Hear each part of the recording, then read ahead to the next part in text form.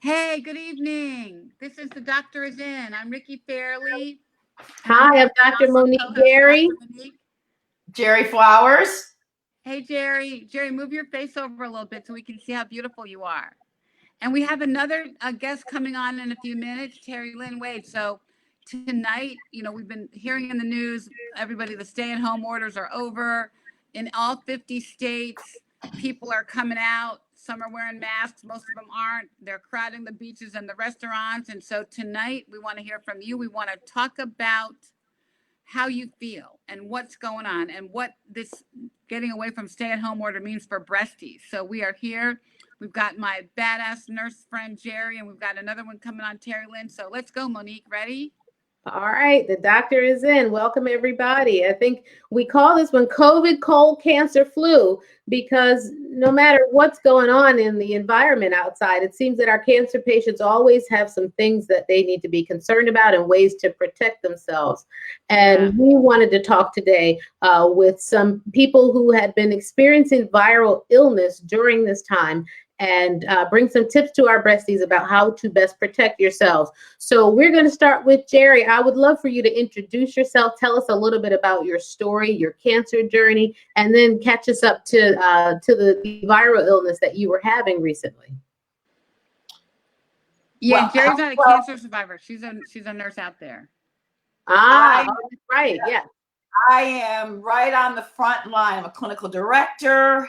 I have 6 communities that I'm the director of, and I am on the front line as you cannot believe. I was talking to someone today, every step of the way things have changed.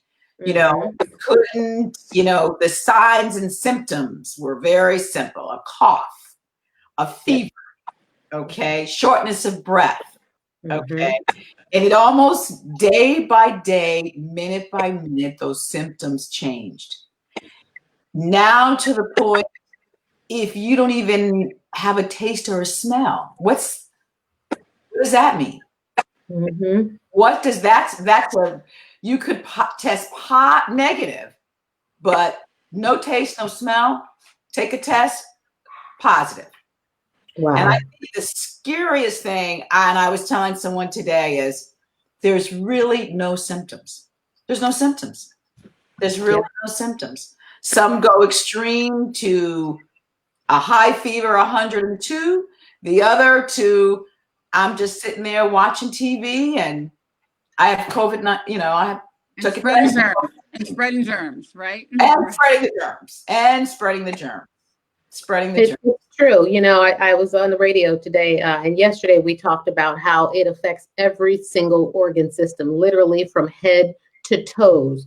And so it'll cross the blood-brain barrier and cause anything from an encephalitis or swelling in the brain to a psychosis. A friend of mine had another colleague who completely developed a delirium and a complete psychotic break. She was seeing things that wasn't there. And this was all related to the virus, and it'll go really head to toe. And so tell us in terms of the 6 centers that you have been caring for, how have you, well, let me ask you this. What have you seen in some of the other facilities that, makes you extra vigilant with respect to the places that you are in charge of? I think the biggest thing that we did was we figured out it's not our patient, it's not our residents, it's the people coming in. Yes. It is the staff coming in. So immediately, and in the world that we live in, people work 2 and 3 jobs.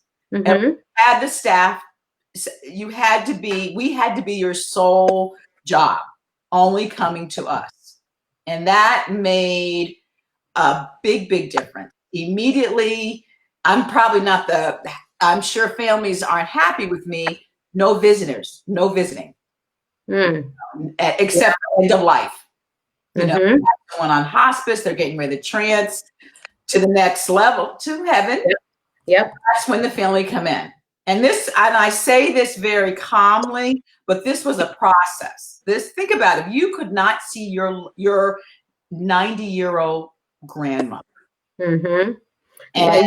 Yeah, that is so challenging. We've lost your video feed. And while we're waiting for that to come back up, we're going to bring Terry Lynn in. We're going to show her on the screen and see if we're able to get you. They're calling you. Let's see. There's Terry. We've got Terry. Hey, Terry, can you hear us? I don't think she can hear us. Terry, can you hear us? Can you hear us? She can. She can hear us, but we can't hear her. Can't hear her. All right. So we'll have to work on that as We well. always have technical There are some on that. technical So- difficulties. I Everybody think, stand by with us for a moment. I know we've lost Jerry as well. She's going to log back in for us. Terry, I'm not able to hear you. Yeah, I see. Yeah, we can't hear you.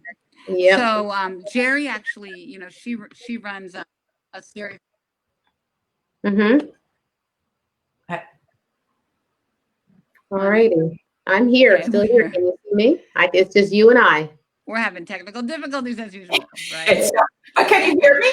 I can. We hear you. We just can't see you. I can hear you, Jerry. Yep. This is something else. So You were keep saying how talking, many Jerry. I'm people? hoping we can hear you. If you guys in comments can tell us, Jerry. I'm sorry. We can see. We can Jerry hear has one you. of the few. Go ahead, Ricky. Ricky? Jerry, I'm here. I'm here. I'm here. Fantastic. Can you hear Let's me? try that again. Monique, Okay. I can hear you. Yep, I can hear and I can see you. What were you saying about Jerry and her facilities?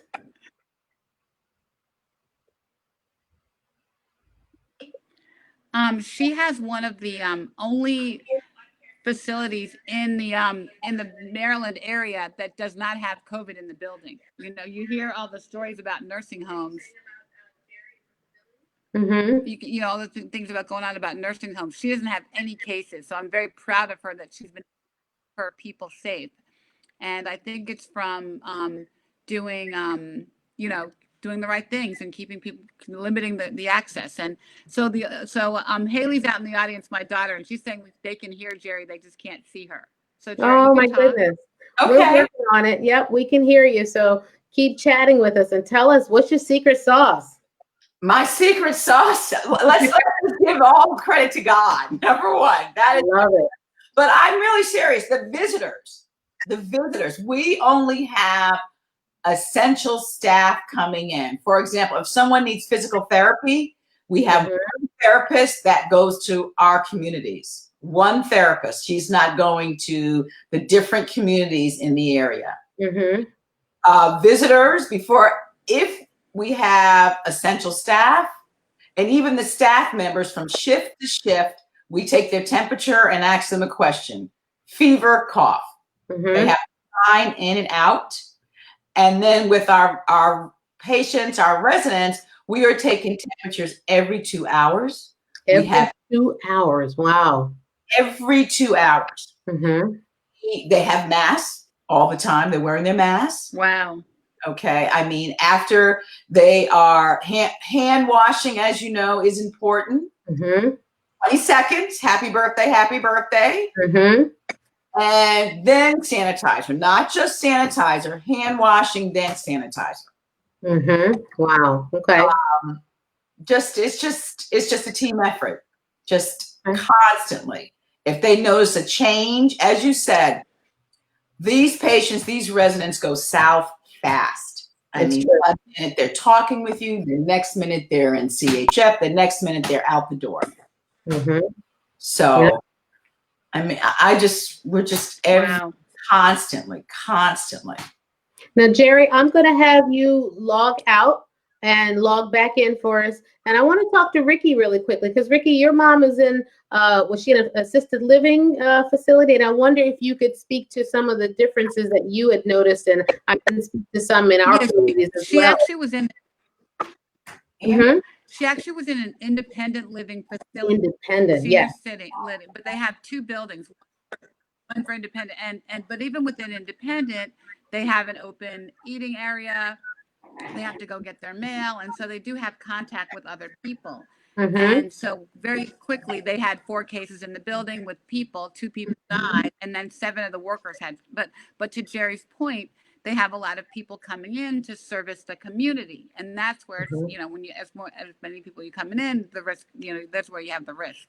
So we moved my mom out to my niece's house, and Wow. my mom and my stepdad, and it was, you know, it just wasn't worth the risk, wasn't worth the Mm-hmm. risk. So, so I think we have to all take precautions. I know, you know, being a cancer survivor, my triple negative could come back every day, any day now, right? Sure, Could come back sure. any day, and I could relapse. So, my doctor just said all you have to do is stay home and wash your hands, Hmm. and you won't get sick and die. It Mm-hmm. wouldn't be too hard to do. You know what I mean? So, but Gotcha. so I, you know, everybody's kind of whining about having to stay home, but you know, that's the safest place to be right now, and it's really Mm-hmm. scary now that things are opening up. Where I live, 2 counties around me are still in seclusion, or still have stay-at-home orders. Mm-hmm. So when they opened the door, they all came to my town to go to dinner. And our last weekend, our town was crazy in Annapolis, Maryland. Restaurants Yeah. open, people with masks because they left their neighborhoods where they weren't allowed to go out and Mm-hmm. came to infect. So I think in 2 weeks the numbers are going to go crazy. I mean, what do you think? Well, Jerry's I back think now, yeah. I think you're right. I don't know about the time frame, you know, because it's Memorial Day weekend, and I feel like people are tired of being cooped up, and they're frustrated with each other, with their homes. They're sick of looking at each other. They're sick of cooking all day. You know, they're ready to be out and to experience this gorgeous weather, even though it's been a little crazy too with the weather. But you're right in that people who are still in restricted areas are going to find their way to other areas that are less restricted. And that brings a certain set of risks and dangers to those areas. And I think that that is a pattern that is going to continue even through the summer and into the fall as people seek out the best places to go. You know, the shores, the beaches, the waterfronts, you know, those towns are going to be places where you're going to just see a ton of people, you know, boardwalks and things. And so I think everybody's really got to be very careful. I want to circle back though. Jerry, now that we can see you and hear you, I want to talk about your staff and the morale, and how do you keep your staff vested in this degree of hygiene and meticulous care? And then how does that translate into what they're doing at home? Because the one thing we're learning about this virus is that it's not where you are, it's where you've been. And every place that everybody who's come in contact with you has been also. It's almost like tracking. You think about things like STDs. Who have you been with? And you're being with everybody that the person has been with, you know? So how are you keeping morale, one, among the residents, but 2, among the staff to get the buy-in and the compliance? I think one of the things at my level, being the clinical level, I'm considered corporate. Okay. Mm-hmm. But what I do is I'm out there with them. I lead by example. I am in the trenches with them. Okay. I come in, I bring the donuts, I bring the cookies. I go to each and every one of them. I tell them how much we appreciate them. And then, you know, I'll say to them, I know this is hard. I know this is hard for you. But you know what? You are touching our seniors' lives. You're touching them. And then I'll ask them, how are you doing at home? Yeah. And they just, you'd be surprised. Or I'll have a Chick-fil-A gift card in my purse. Here, this is for you. Don't cook dinner. Go do something for you. If you take care of your staff, they will take care of you, and they will take care of those residents. And that's what's so important. And I have to say, the families have been absolutely amazing. They have brought in the fruit, the letters, the you know, one of my communities, every time I'm there, there is pizza being delivered. Oh my goodness. We had an activity with one of the residents where the activities director had the residents write thank you letters to the staff and post them. How special is that? And then for Mother's Day, we had the residents outside, patients outside, and the families came around in their cars, a caravan with signs saying, we love you, we miss you, thank you to the staff. And then when they went back into the community, they had a picture of their family members at each of the tables. I mean, it's really, and it's hard. I mean, I do have resident patients that one will say, I feel like I'm in prison. Okay. And it's tough. That's really, why have I lived to be 98 years old and living like this? Okay. Yeah. But then a staff member will pull out their iPad, call or Skype their favorite nephew, and this is why you've lived to 98 years old. It's things like that. The communities are small, so we're really able to talk with the residents, patients, talk with them, spend time with them. The Mother's Day was just amazing. That was just amazing. And they come in and the staff is happy. They are really happy to be there.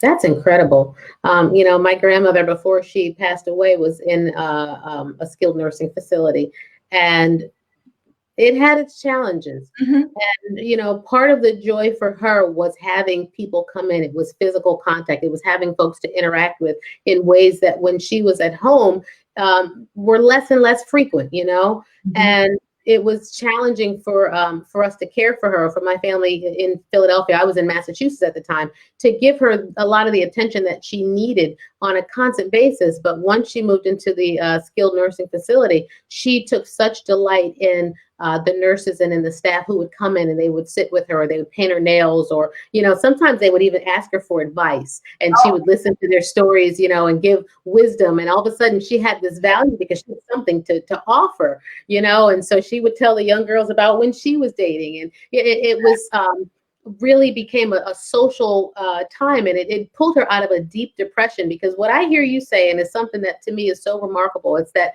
these residents are more vibrant and involved, and their families and their staff are all part of a community that you have fostered. And I don't see that everywhere. I have to say that is the exception and not the norm. I wonder if you could give tips to people who might be watching, whose family members are in places where there is a little less of a community. What advice would you give them in terms of how to stay connected to their loved ones at a time when they can't hug them and they can't connect? What are some things people can do?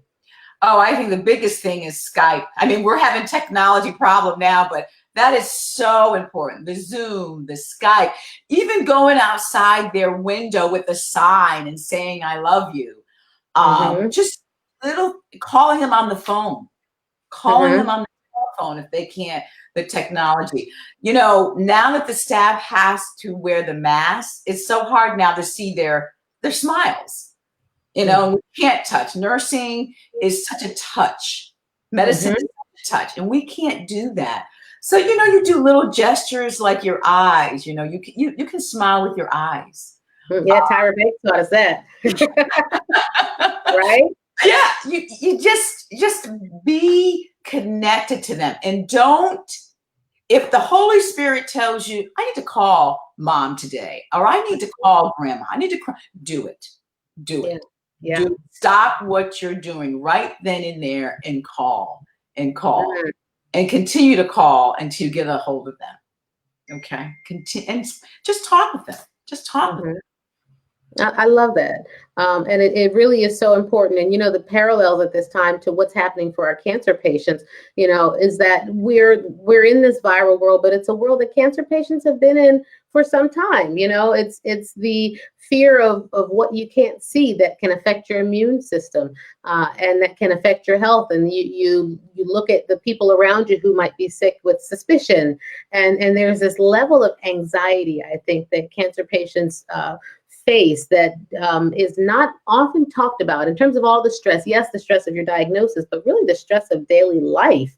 And Ricky, you probably can attest to this as well. But what are some things that you're doing to help you mitigate this level of stress as a survivor? And what are you hearing from patients, who are going through this as well? Well, I think, and I wish Terry were here. Terry's on the front line too, and she actually had the flu early on, like the beginning of March, a really bad case of influenza A, and she was never tested for COVID. But on her floor in her hospital, she works at Washington Hospital Center. She's the only nurse that hasn't gone down.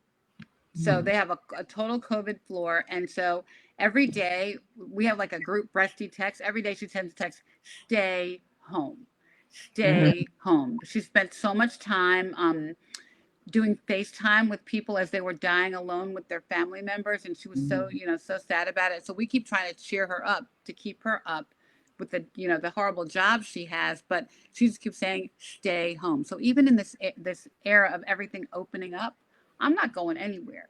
I'm not going anywhere. I'm staying home. I'm staying put. And I'm encouraging all my breasties to do the same. My benchmark is going to be when the hospitals let visitors back in, then I'll go back out into the world. Okay. And I'm that's going to be my metric.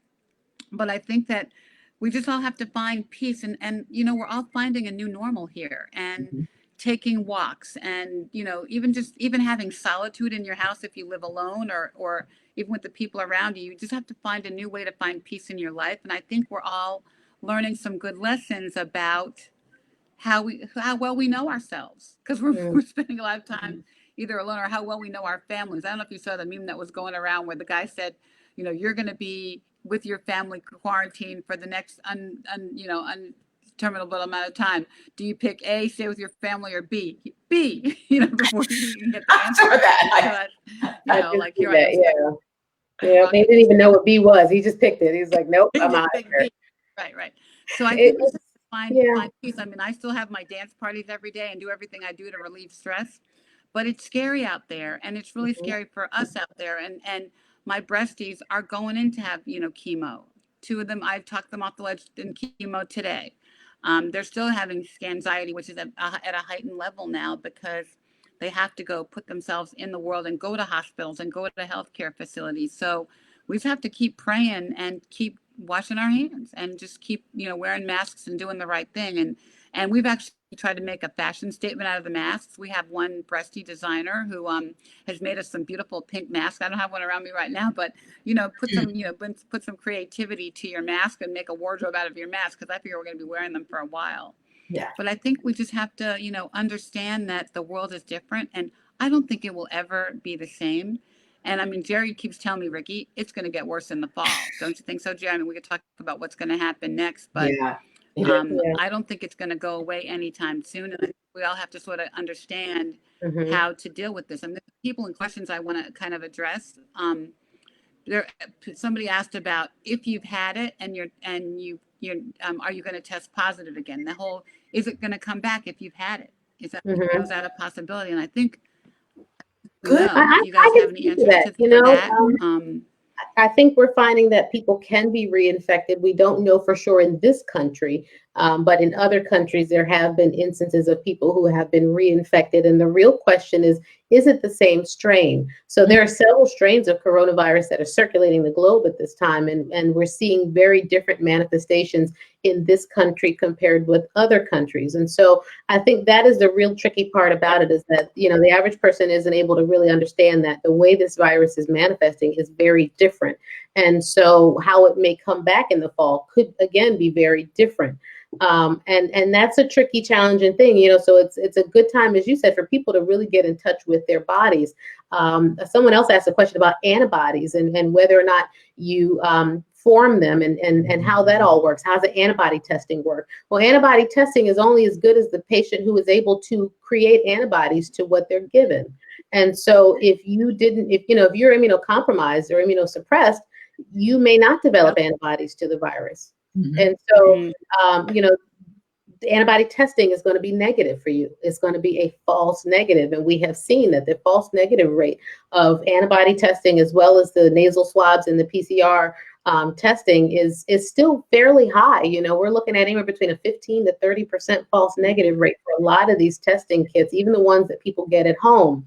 And so just because you test negative doesn't mean that you can, have carte blanche to go around with no mask and no, but right, because you still could potentially have it. And so I think that's where the vigilance comes in, and also the caring about our communities, because it's not so much for you as it is for the next person, as it is for your loved one, as it is for your neighbor, for your nana, for the staff, and for the patient.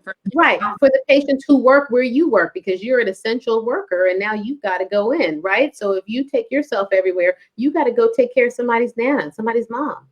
And that's what I mean. Like, I think you've done, Jerry, such a great job of instilling that sense of personal responsibility in your staff, because what people do in their off time is their own business, but exactly. They have to come in every day and care for other people's loved ones, And so I just think it's really commendable. Yeah, she's done a phenomenal job. And it's funny, when my mom got the cases in her building, Jerry's like, "Go get your mother now." Like, there's no discussion. Do not pass go. Do not connect $200. Go get her.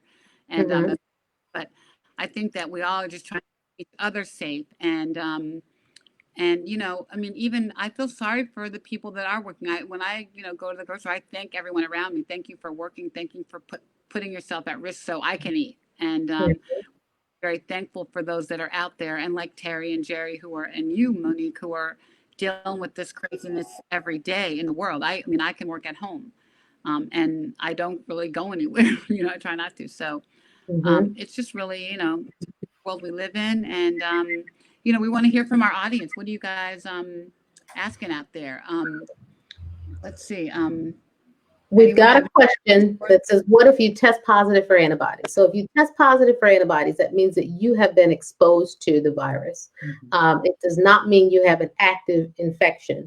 And that's another distinction, So as we move forward with the vaccine trials and things, they're going to be looking to test for antibodies. They're going to be exposing people to small bits of the virus or small particles of RNA or things that the body can reproduce in order to mount a response. Because if you give it in the tiniest amount, then your body can develop an immunity or a response to it, so that if you do get that infection, your body will be able to overwhelm the infection because you've seen it before. It's like a pattern recognition. That's how vaccines work. So that's what they're working on in the trials.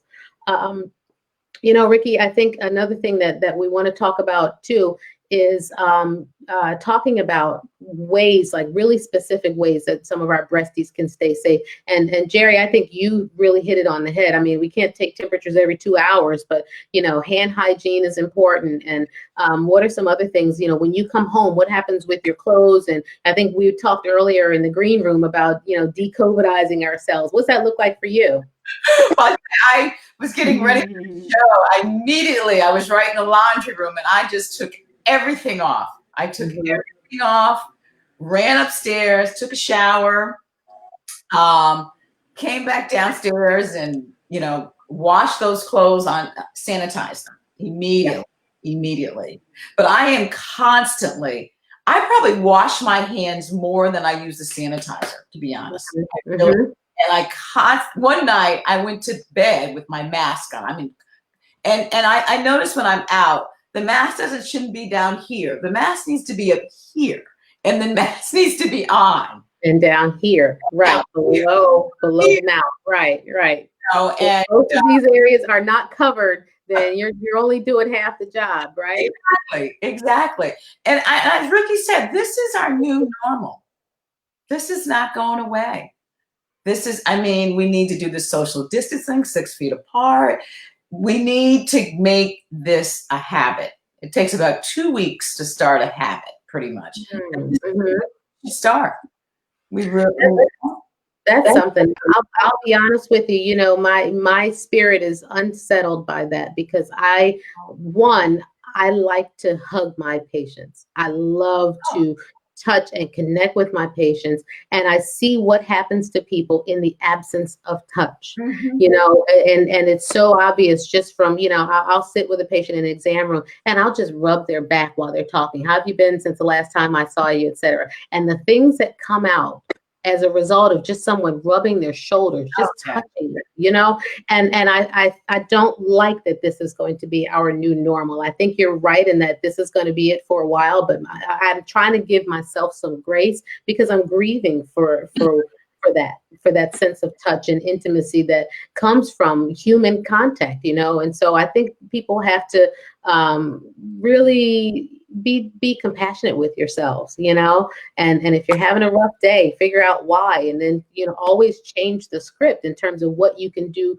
differently. You know, we can't always control how we feel, but we can certainly change the narrative and you know, egg ourselves into feeling a different way once we process why we feel what we feel. But yeah, someone asked a question about dry hands, what to do with dry hands from all of this washing.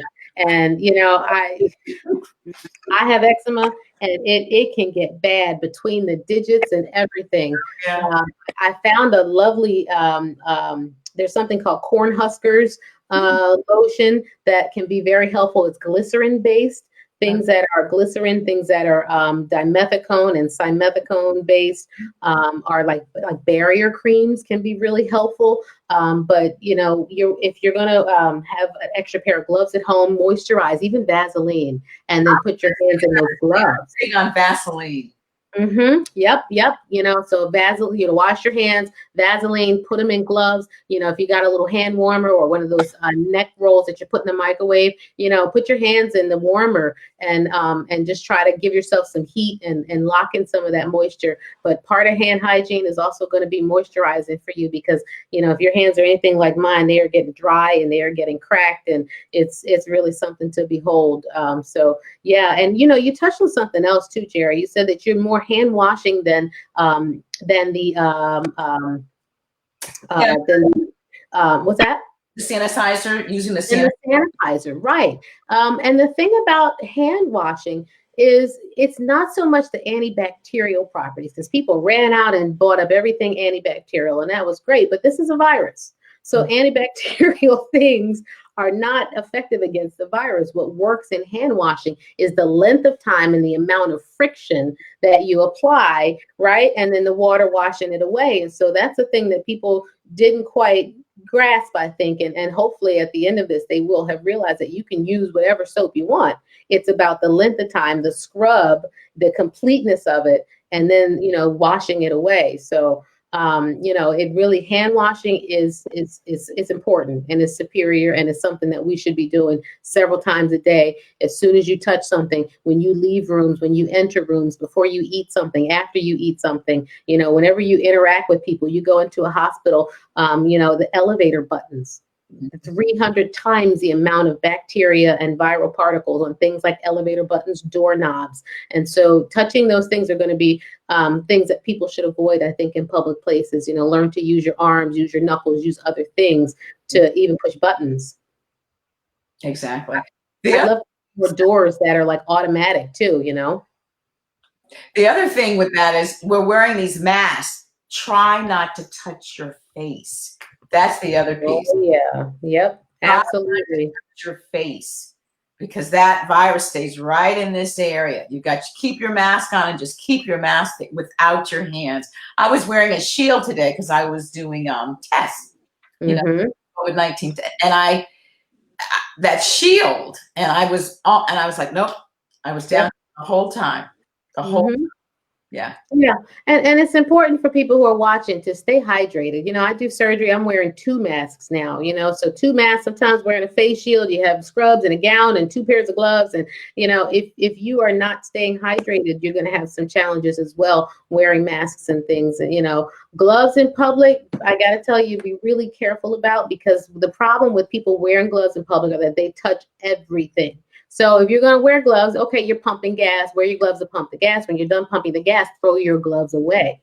Do not wear your gloves in your car, pump your gas, get back in your car, go to Chick-fil-A, use your credit card, grab your thing, take your fries. You know, all of that is too much with the gloves on. And so people need to be a little bit careful about the gloves, because then it will also rub and touch their face. And exactly right, cross-contamination is a huge issue with gloves. So gloves are, you know, not recommended, I think, in terms of wearing in public, because we don't do it correctly. We just contaminate everything. We do. I agree. Yeah, but definitely mask, hand hygiene. What about putting sanitizer on your gloves? Sanitizer on your gloves? I said, what about putting I think that can affect the porosity of them and the integrity of them, because it can be alcohol based. So I wouldn't recommend that. Okay. Yeah, it'd be like spraying your mask with Lysol, and I think those masks are not designed for that per se. So, just making sure, like if you wear the cloth mask, that you wash them frequently and use hot water are great things that people can do. But, the best thing I think cancer patients can do, as we talk about protecting ourselves in a viral world, is recognizing that although virus is all around us, it cannot dominate our thoughts. It cannot dominate your life.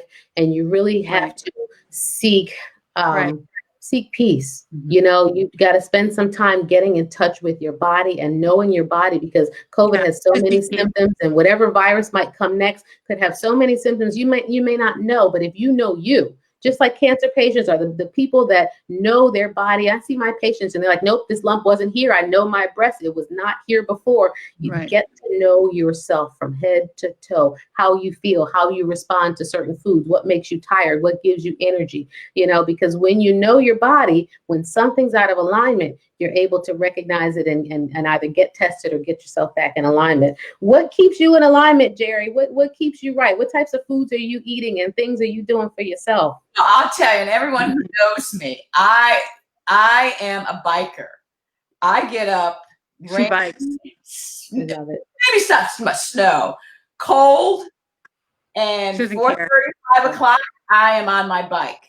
My bike, and I have my backpack, and I have 3 8-ounces of bottle of water, and I have at least probably about at least 4 bottles of water by the time I finish my bike ride. It's my time, give me the strength to get through the day. I do cheat a little bit because I do stop and get my Starbucks, 6 feet apart. I get my Starbucks, put that in my backpack, and I come on home. But I have people waving to me, truckers waving to me. That I think that's the key for me, is my water, my God. During this COVID-19 virus pandemic, my faith has grown tremendously. Wow. I just can't even it's just amazing. I was doing the testing today, and someone said, make sure you cover up. And I said, faith is my shield. I will be fine. I've washed my hands. I've got my shield. I'm ready. I'm ready for this. And it's just, I love what I do. I love making a difference in people's life. As far as eating, I will have to say I'm not very good about eating during the day, but I do stay hydrated. I really, really stay hydrated. And I just have to think that's really vegetables, little bit of meat, salmon, every now and then. Know your body. I need iron. I'll have a steak because I know I need that iron. I know my body. But the rest, you've got to rest. Sometimes doing this, I always say, my children I say to me sometimes, who takes care of the hero? Who takes care of the hero? God takes care of the hero. When I say that I'm tired, I've had enough, I need to rest, I rest. But I think my key is my bike. I love, and my friends. I have an amazing village, Ricky. And my children are phenomenal. Ashley, Amber, and DJ, I have to give you a little shout out there. And I'm blessed to have them. I'm truly blessed, but that's what keeps me going. I'm a giver. Giver. And so many sisters who are watching. This is why I'm asking about this. It's self-care because, somehow it became a badge of honor to neglect ourselves, to not eat all day, to work 2-3 jobs and not get any rest. Somehow it became, it became the thing that we had to do, but then also the thing that we were sort of wearing again as our badge of honor. And I think that, we got to talk about how, God takes care of the heroes, but he gives us common sense and he gives us resources and he gives us, you have wisdom to know that, when I'm tired, I should rest. And no, I'm not going to do 3 other things for people and be resentful when I just need to rest and I can't even function. I can function better tomorrow morning and do whatever's needed, but giving yourself that grace to do that is huge. Ricky, talk to us about your self-care. So, you know, when Jerry's riding her bike, I'm either on my paddleboard talking to her or walking in the morning, which is crazy. But you know what? I adopted Mama's strategy, the butterfly tapping. Remember, Mama taught us this a few weeks ago. I don't know if you said I saw the show a few weeks ago. And I that is do. like, I'm a hugger. So giving myself a hug is such a great thing, you know. And then, you know, my bike, I eat ice cream every day. I eat ice cream or drink a milkshake. It's really bad, but that's my piece. And I walk my dog. I try to stay outside. I try to stay outside as much as I can, even when the weather's not great. You know, my dog loves to walk in the rain. Yeah. We are out walking in the rain and do whatever. I try to that's where I see God in nature. And so if I can be outside, I find peace. And I think, you know, I tell everybody, you don't need to go to a gym. I mean, I love my gym, but we can't go to the gym. You can walk. Walking is free. It's easy. It's there for you. You can stay 6 feet apart. I tell everybody, just go take a walk. And in the middle of the day, when things are getting crazy or you need some peace, go take a walk, you know, and for 5 minutes, for 10 seconds. You don't have to go very far, but trees and the flowers and you smell the fresh air. And you know that I feel like the air seems fresher now because people aren't driving. You know, I think There's a lot less the air is pollution. crisp. Yeah. Yeah, no pollution. So like go take a walk. But I think we all have to sort of find peace. And I still have my dance party every day. I have one every day.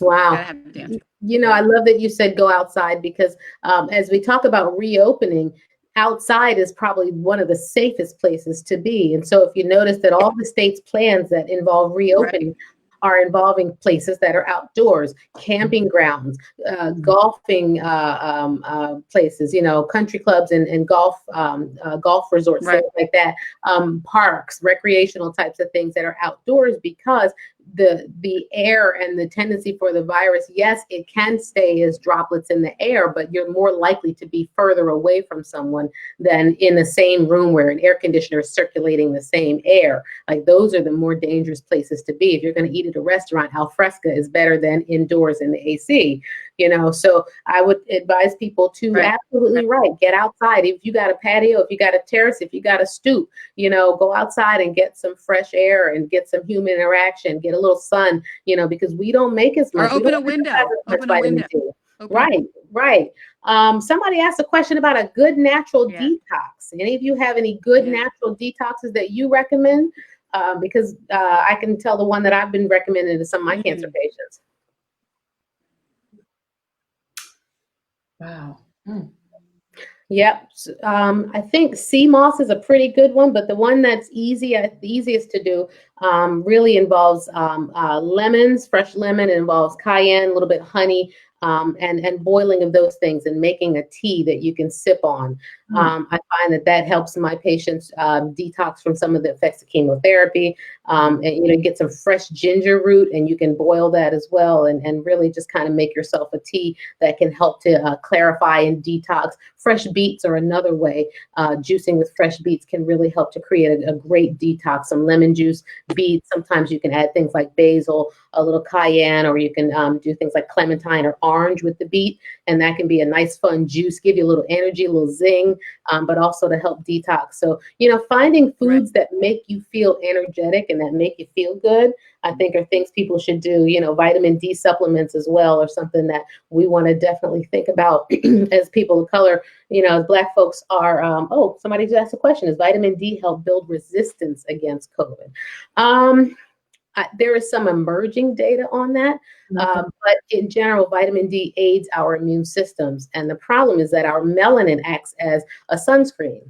So we don't synthesize as much in our skin, even when we're exposed to the same levels of sun. So, you know, maybe taking a supplement or increasing our vitamin D intake from our food is something that we should definitely be doing, for sure. Are they doing any special things for the diets of the patients and the clients where you are? You know, one of the things, I mean, they have their big meals at lunchtime. Just balance the vegetables, vegetables, fruits, lots of fruits. Absolutely. You know, they don't like to drink water. They don't like that. But we're encouraging that. Every now and then we cheat with a little bit of cake and ice cream, Ricky. That ice cream. Every now and then. But their diets are good. Ice cream is necessary. Yeah, and balance is key. You know, balance is absolutely key. Someone asked a question: how much vitamin D should we take? The guidelines and recommendations, I think, suggest no more than 4,000 units per day. So I'm not recommending anything as a physician here on this particular program. It is not intended to diagnose and or treat, just as a disclaimer. But you really should not be taking more than 4,000 units per day. And so talk with your doctor about it, because, you know, you can be tested for vitamin D deficiency and you'll know exactly where your levels are, and you can get a more customized plan for people who want to take vitamin D supplements. But you can also explore some foods, you know, do a nice Google search and start to incorporate more of those vitamin D rich foods in your diet for sure. Ricky, how are we doing on time? I think we're going to have to get ready to wrap this thing up, aren't we? I think we should be, yeah, wrap a little bit up. I want to make a little commercial before we leave, but I also wanted to bring it. We haven't really touched on the fact of COVID affecting Black people. And we're all seeing that in the news. And I think also maybe some of the things we need to keep ourselves healthy, like knowing our A1C, knowing your blood pressure, making sure you're taking your medication, making sure your diabetes in check. So all of those things that we should be doing anyway. I mean, I almost appreciate the fact that COVID has brought these disparities to light, you know, which not no surprise to us, of course, but hopefully it'll help us take a little better care of ourselves if we do have diabetes or if we have high blood pressure or we need to be losing a few pounds. So all that we should be checking on that stuff and be, you know, kind of be in check on all of those things that could make us, you know, less healthy and then add cancer to that and it's even worse, you know. But we probably should close. I wanted to do a quick little commercial for you know, next week is ASCO, Monique. It's a big cancer meeting, and and one of our partners, our friends, Tiger Lily Mema, who's on the show a few weeks ago, is having a conference on the healthcare disparities for women with metastatic breast cancer. So I'll put some information into the comments about that, but would love for you to sign up and join that webinar and kind of express your views. You know, my breasties out there start talking about the disparities that we're facing in, you know, as our metastatic breast cancer patients are facing. You know, I'm not metastatic. I'm blessed to be here, and I know part of my passion about fighting is I know my metastatic breasties can't fight for themselves, so I have to fight for them. And so that's part of, you know, fighting like a girl for them. So I'll put the information in comments, but you should join that conversation. And we'll see you next week. I'm not sure what we're going to talk about next week because we had something else to talk about today and we changed the topic because of the news. So we're going to try to circle back about the next week's topic, but stay current and hear from you guys. Jerry, any closing comments or things that you want people to know? Any advice or anything else? You know what? I just what can I say? Wear your mask. Okay, wear your mask. Be safe. Really think about when you go out. Do I really need to go out for X, Y, and Z? Do I really need to go out? Continue the hygiene with your hands. And you know, the biggest thing is take care of yourself. Know your body. Okay? Know your body. Okay? I love that. I think my closing my closing comments would be, you know, my hope from all of this is that we pivot in our thinking. This entire pandemic needs to create a shift in how we look at our health individually and collectively. And, you know, we're going to have some rough days, but if we could, as a community, as a family, as a neighborhood, as a sister, as a friend, come up with strategies to help us have better health moving forward. And come out of this with those ideas and those strategies ready to work on them. I think that will go really far in our communities. I know that the physicians, Black doctors, are thinking about and strategizing about these things and trying to figure out how to build and repair the relationship between physicians and our communities. But I think our communities, you know, we look at the social determinants of health, the food deserts, all the barriers to good health in Black communities. And rather than keep looking at them and keep pointing a finger at them, start brainstorming about them, start thinking outside the box about them, start thinking of ways to turn this thing around, you know, and that is my hope that as a result of this pandemic, we would be creative and really take charge of our health like never before, because I think the leadership we're getting, direction from the top is poor. and we have to do it for ourselves. So, you know, whether Oh you're my a gosh. cancer patient, right? Cancer patients have Oh, yeah. unique challenges in terms of all these viruses going Oh around. my gosh. We are learning what to do, but you know, in our communities and our homes, we are our brothers and our sisters keepers, and we can do this. We can do this. You know, we have learned these secrets from the earth from the beginning of time. We can learn how food is medicine, and we can learn that, you know, we can use medicine and food, and they don't have to be mutually exclusive. We can discover the joys again of exercise and find new ways to connect and stay balanced. So I thank you guys for joining us today. And sleep. And the value of rest. sleep And rest. quiet. Eat good food and get good rest. That's what I And tell rest, my right. patients. Eat good food and get good rest. Absolutely. Well, thank you guys for joining us. I have to give a shout out to my Haley child, my Oh, hey Haley, and thank you guys for hanging in there. I have to give a shout out to my Haley. Yep, and we will see you guys next week on the Doctor's In Wednesday. Yeah, thanks for dealing with us. Thank you again, Joy. See you next week. Take care. Bye-bye. Bye-bye. Bye. The Doctor's In. Bye. Bye.